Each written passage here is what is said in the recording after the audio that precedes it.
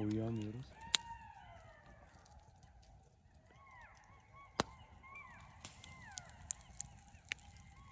Çakallarla, tilkilerle beraber uyuyoruz.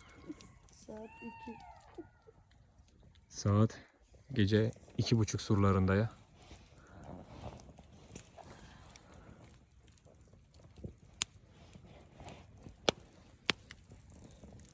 O kadar güzel bir şey yok. Hayvanların sesini duyuyor musun? Yaban hayvanları.